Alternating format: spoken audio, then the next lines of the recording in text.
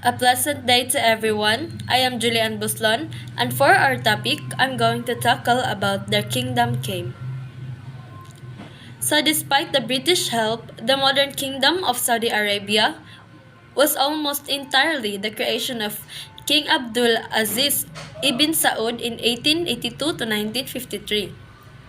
He is the descendant of an ancient and strict Wahhabi Shiite who seized Riyadh, the capital of Najd, in 1902, and made himself the leader of Arab nationalist movement.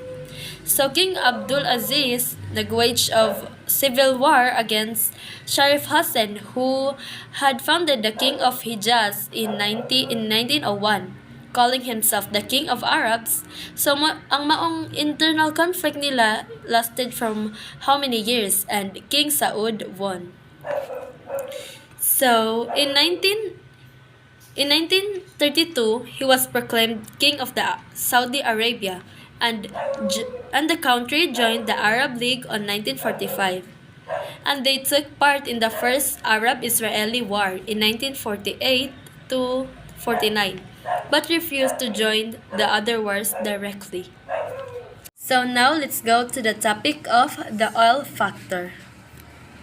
So the wealth of the modern Arabia came from oil, since it is the world's largest oil reserve and producer.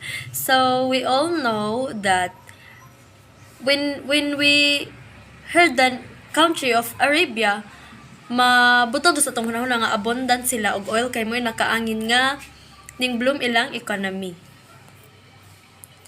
So why did desert nomad tribes and ancient west of Asia did not become rich from oil before when it was there all the time?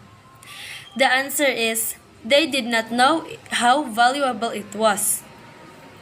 So wala sila kahibaw nga importante day karong modern times ang kaning maong langis nga naturally nagproduce sa ilaha og abundant sa ilaha.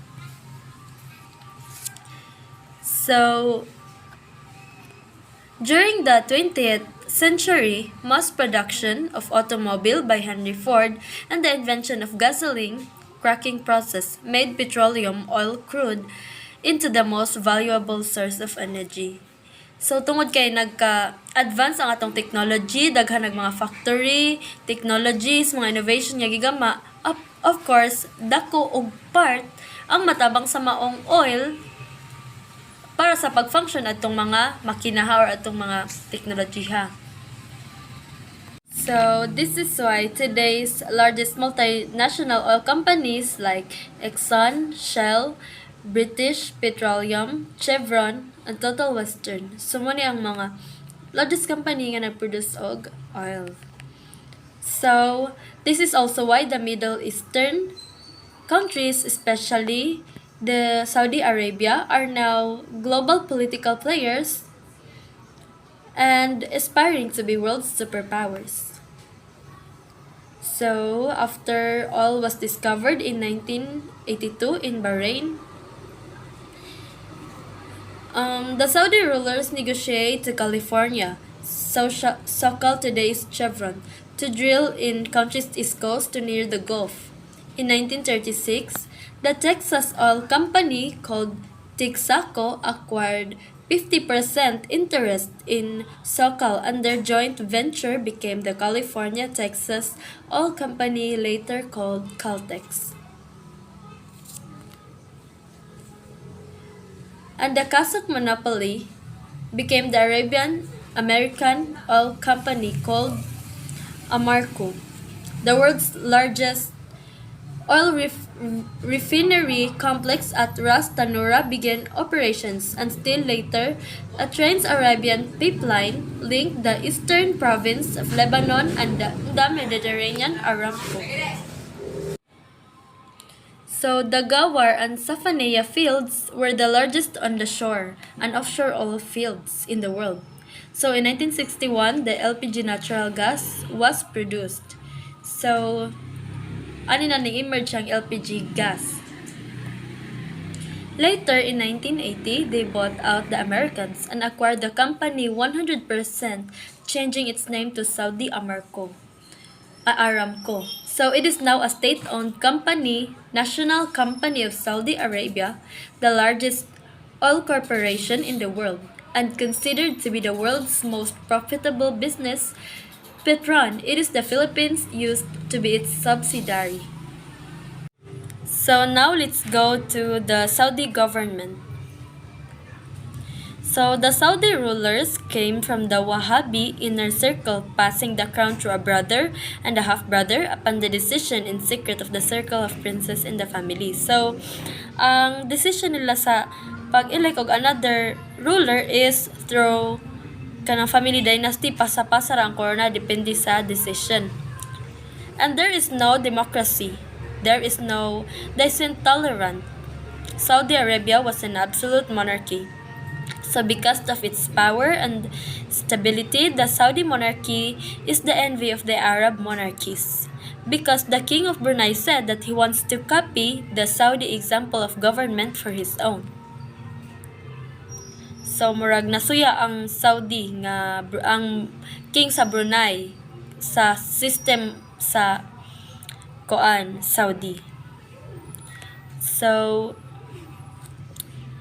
according to the Basic Law of Government adopted in 1992, Saudi Arabia is a monarchy ruled by sons and grandsons of King Abdul Aziz Al Saud. So, hence, the government is controlled by one family, the Sauds. A council of ministers is made up for the leading relatives and the princes who act as the cabinet in agreement with them. So, sila na po'y nag-assign-assign.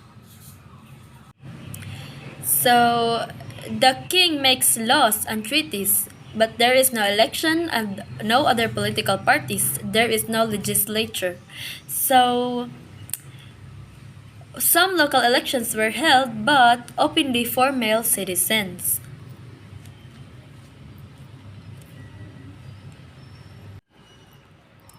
So, ang batas sa Saudi is very strict.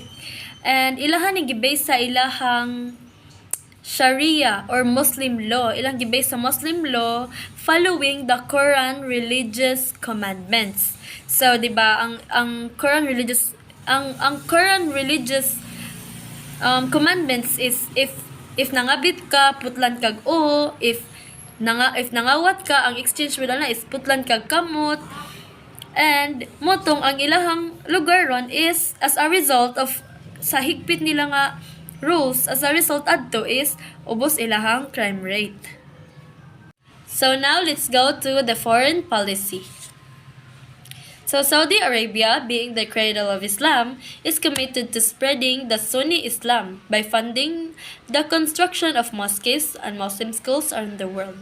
So it is one of the biggest donors of development aid in the world, especially those poorer Muslim countries or communities. So ilang gisuportaan ang mga Muslim countries or communities nga need og development para mas manguan nila, ma-develop nila og ma-spread pod nila adto ang Sunni Islam.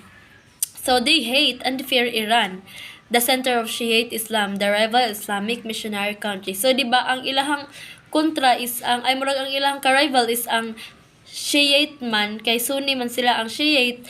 So ilang gi-despise o gi-hate, fear ang Iran kay di adto pod nagsugod ang Shiite, mo pod cradle sa Shiite Muslim.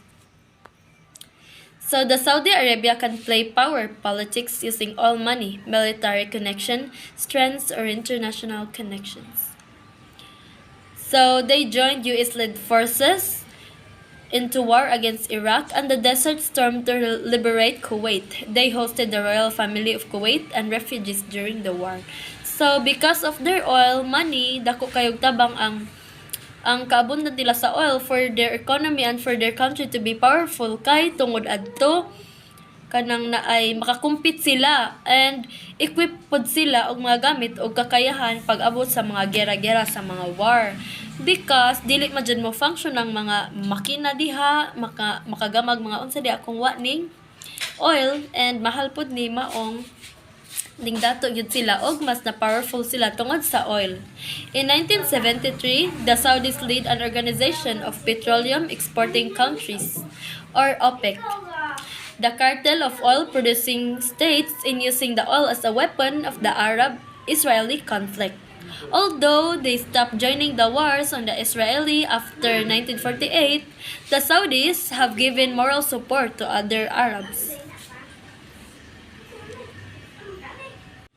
So,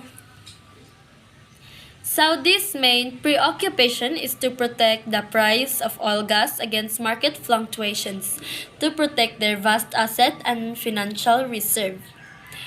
So, also to promote the welfare of their people, and beyond that time when ang oil is kanang mo decline na and or the demand is destroyed, mo na ilahang giprotektahan para ready sila ug maabot na tong panahon na. And that's all for my part. Next reporter.